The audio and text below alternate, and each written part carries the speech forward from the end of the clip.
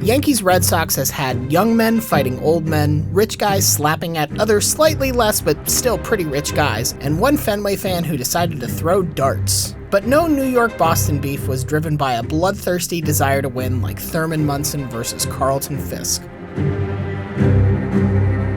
Thurman Munson's rookie season for the Yankees in 1970 was bonkers. He hit .302, threw out runners attempting to steal 52% of the time, and became the first catcher to win AL Rookie of the Year. 1971 was also pretty great. Munson made his All-Star debut, and his only error of the season came when a dude literally knocked him out. So what's the last thing you need if you're a young, talented catcher on the rise? Another young, talented catcher on the rise, who plays for your rival, and is also handsomer than you are. Enter Carlton Fisk, who as a freaking rookie led the 1972 Red Sox in home runs, triples, and on-base percentage. Like Munson, Fisk became the rare catcher to win AL Rookie of the Year. Unlike Munson, he did it unanimously. Things got more heated with the 1973 All-Star vote, where Fisk won the starting catcher job, by a lot. Then Sports Illustrated put Fisk on the July 30th cover, his second, while Munson had never been featured. But it's just a normal professional rivalry, right? I mean, it's not like this is going to boil over into some huge bench-clearing brawl, right? Hell yeah, it is! This is baseball in the 70s! It's August 1st, 1973, and the AL East is a very tight race. It's 2-2, top of the ninth, Yankees at the plate. Thurman Munson is on third, Felipe Alou is on first, and Gene Michael, who hit .225 that year, is at the plate. So New York attempts a suicide squeeze, and I really have to emphasize attempts because Michael misses the bunt attempt entirely. Now, Munson's already taken off towards home plate, so this should be the easiest out ever. But then Munson decides to make it a little more interesting. He plows into Fisk, who then flips Munson over, who jumps up and punches Fisk right in the face. The bench is clear, and when order is finally restored, both catchers get ejected. Now, as a side note, I can't find any press reports that suggest either of these guys got suspended, so they probably just got fined some undisclosed amount even though they did all that. This was a very different time in America. Anyways, Boston wound up winning that game, and the Yankees tumbled all the way to fourth place by the end of the season, as Baltimore won the AL East for the fourth time in 5 years. Again, this was a very different time in America. And looking back, all of Munson's resentment seemed to be driven by perceived disrespect, and not necessarily from Fisk. There was media disrespect. He thought Curt Gowdy, a former Red Sox broadcast announcer who had worked his way up to nationwide games, gave Fisk too much credit and Munson too little. I think today we're watching the two best catchers in baseball.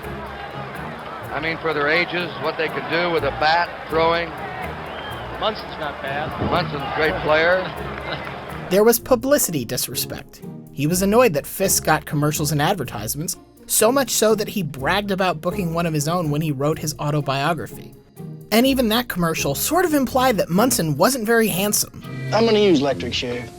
Then I'll be the best looking catcher in the game. Well, one of the best. There was fan disrespect. When Munson won the 1975 All-Star vote, part of him was convinced it was only because Fisk was hurt. Even when he won the AL MVP in 1976, becoming the first Yankee to do so in 13 years, Munson still had to talk about Carlton Fisk. Now, the other Yankees knew that the subject of Fisk got under Munson's skin, so they did what any good teammate would do. They f***ed with him. Anytime I could get a picture or of a magazine or something of Carlton Fisk, I would stick it in Thurman's locker. In case you're wondering, that's Gene Michael, the same dude who couldn't successfully get a bunt down and caused the fight in the first place. Now, for his part, Carlton Fisk didn't seem all that interested in squashing things. He probably wasn't thrilled that Munson implied he missed too many games just a year after a devastating knee injury almost ended his career. And look, it's not like Fisk wasn't down to fight just kind of generally. And here you go, fight! And they go, and the bench is empty. Okay, so there are two other incidents I want to tell you about. Fair warning, there's a good chance neither one of these is true. But baseball thrives on mythology as much as fact, so just stay with me here. The first story goes back to either 1971 or 1972, when Fisk was still new to the majors. Supposedly, Munson hit a ball that took the first baseman off the bag. He then threw to second as Munson busted ass down the line. Someone beat him to the bag, Fisk, who was backing up the play. The throw was late and Munson was safe, but he was pissed all the same. The second one varies depending on who tells it, but the story generally goes that Munson found out he was leading Fisk in every category except one, assists. So that day he intentionally dropped multiple third strikes and threw them to first in order to pass him. Historical records don't really support either story, and the second one is just so petty you kind of feel like somebody in the media would have noticed it at the time. Yet they both feel true because they're both based on this relentless competitive spirit that coursed through the veins of Fisk and Munson.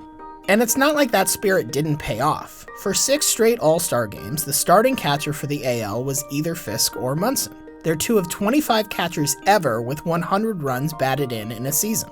They each had huge home runs in the postseason. There it goes, a long drive. If it stays fair, home run.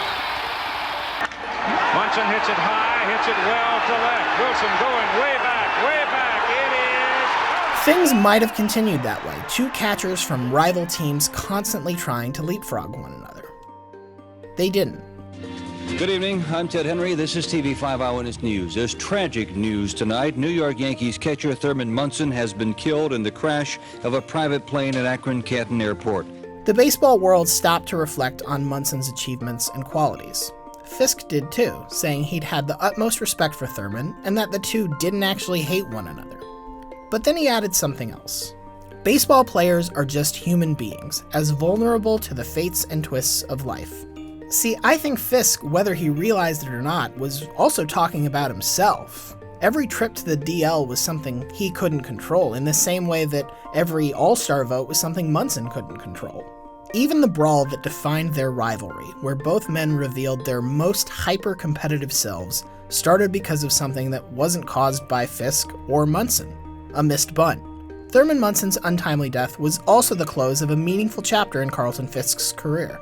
And even though he played 14 more seasons before retiring, there's a moment from his Hall of Fame induction speech that sticks out. But in the 70s, there was a new generation of catchers that came along. Bench and Boone, and Carter and Parrish and Munson and Fisk. Standing on that podium, listing all those great catchers, there's 2 he has to keep together, Munson and Fisk. Thanks for watching Beef History. If you liked this episode, click the subscribe button, leave a comment, tell a friend, whatever. If you didn't like this episode, Bryant Park, June 13th, 3 in the afternoon, we will fight. I'm just kidding, I'm very soft. Please don't do that.